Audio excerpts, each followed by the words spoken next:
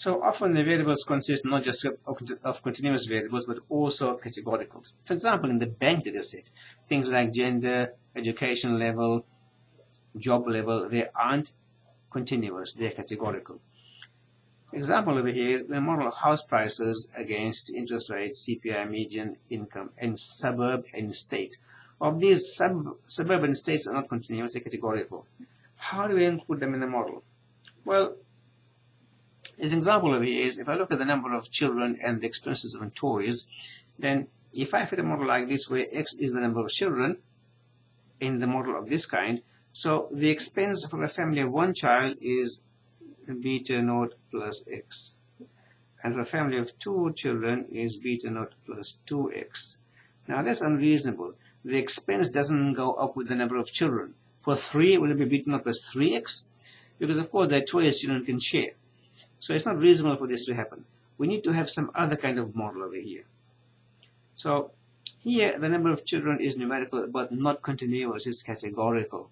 It can't be included in the model in the same way because the scaling from 1 to 2 to 3 doesn't work in that way. So what we can do is we can define an indicator or dummy variable for each of the states or each of the if you're looking or suburb, if you're looking at the house data. But as an example, look at the monthly income of somebody by age and gender. Monthly income by age and gender, 2 variables here. So here define male to be 1. And of course, male equals 0 indicates a female worker. So if you've got, say, person is a male or not a male, essentially. If I've got a gender here with 2 levels, male and female, I require only 1 variable that tells me whether the person is male or female. One equation here, beta naught plus beta 1 age plus beta 2 male. So for a male, because male is 1, there is the equation of regression. For a female, male is 0, and there is the equation of regression. So you can see here, between these two, if I were the same person with exactly the same age, what's different is beta 2 here. So beta 2 is the extra I get for being male. So this is the difference between the male and female incomes, on average. If beta 2 is positive, means males get paid more. If beta 2 is negative, that means males get paid less. So here's some data I fitted this to. So here's the idea of age plus male here, where age is in lots of 10 years. And so here's my equation of regression. So model equation from there is 0.7321 plus that times age times that. So p-value indicates male is significant.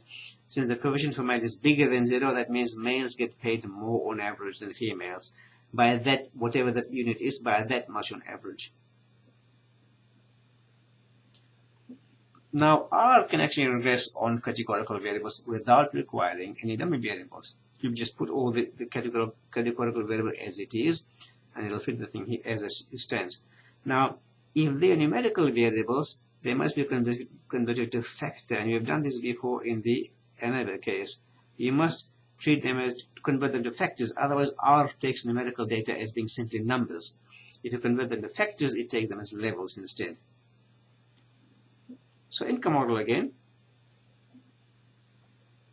I put 6 here, which is male and female. So you can see it gives me male. So if you look at what's going on here, female and male, what I have in my variable for 6, and the alphabetical order is female first, then male.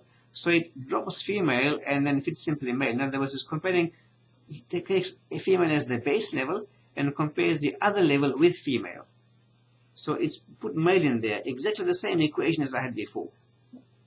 But it's chosen female in the order as well, essentially alphabetical order, as the base level, and compared the male income, putting male in there. So here you can see that males are getting paid more on average than females, positive correlation there. So we'll get to that fitting of the models in detail in a second. Before, the problems with linear regression. There are a few problems. One is multi-collinearity, where I've got 2 or more x variables that are highly correlated. So this causes some problems sometimes in parameter estimation and interpretation of results. Now, if I've got two variables that are correlated. We include only the most important variable, the one that you think really needs to be in the model to explain some structure, and drop the other variable. Keep the model that explains structure or is important, remove the other one. However, if all you're interested in is not the structure of the model, but just for modeling the data and predicting and forecasting maybe, then multicollinearity isn't a problem. You aren't trying to explain anything in the model as such, you're just trying to see how the data behaves. But if you're looking for structure and explaining, and then there's a problem. Other problems as before would be outliers and points of high leverage. Again, we identify those from plots of residuals against fitted values and then decide what to do with them. Transformation of data. Now, the linear regression requires the residuals to be normal. If they aren't normal, then the assumption doesn't hold. And so we can correct this by transforming data. So here are some ideas. Here's some data you can see that is right skewed. I look at the log transformation, now that's left skewed. Look at square root, it's still better, but still a bit of skewness. Cube root is perfect. So here, cube root is the best transformation to use. In other words, you need some trial and error. If the tail is right skewed, means you need to bring the tail in. So you require some square root or cube root transformations or log transformation. If it's the other way, if it's left skewed, then you do the opposite. You square it, so you pull this tail out. Square or cube or exponential. In this case, they all look okay, but between this one here, the exponential isn't as good. To me here, sorry, the cube and square root aren't so good. There's still some of the problem.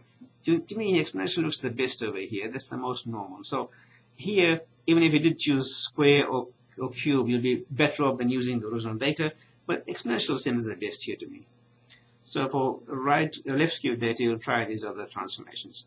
Example here is power company produces different amounts of electricity each month depending on demand. And so the data on the number of units produced and the cost of production is available in this data set. We'll put that on LMS. So we'll analyze the data here. The first is explore the data. Linear model looks okay, reasonably feasible. So we fit that. Here's the output. You see that multiple R or just R is quite large, p-values are very small, so the model looks significant. If I look at the linear fit here, but if you look at it, the problem is it's not so good. You see the problem as before, all the points below, a sprinkle of points around and all the points below here as well. There's some systematic difference here, some systematic pattern we aren't picking up by the straight line model. Residuals here, you see this problem that you have some change in the spread. You see this is quite low here and suddenly high. There seems to be wider spread as you go further away. So some curvature, well, yeah, maybe there's some curvature. It's difficult to see straight away.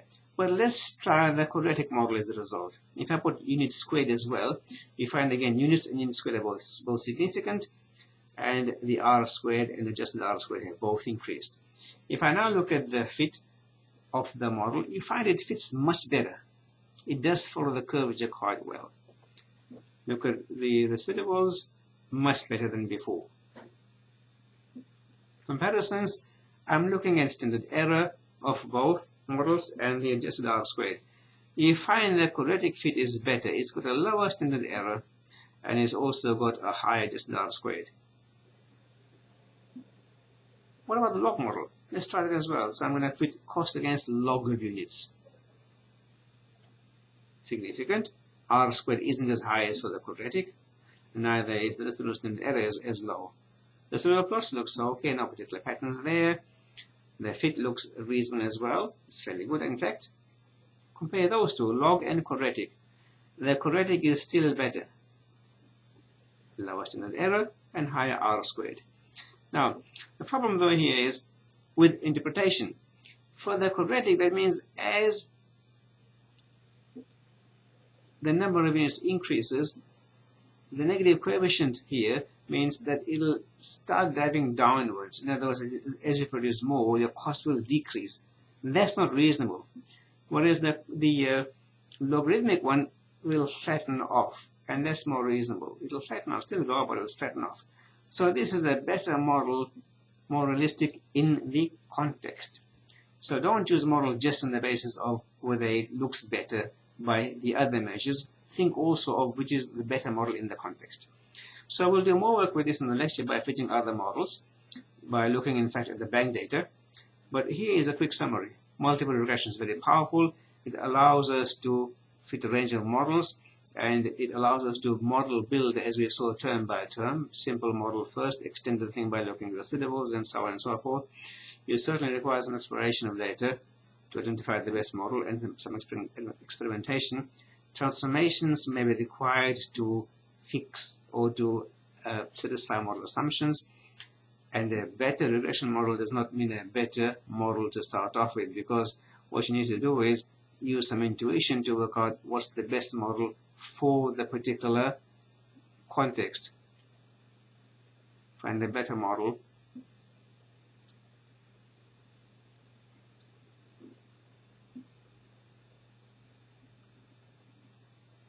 for the context. Thank you and goodbye.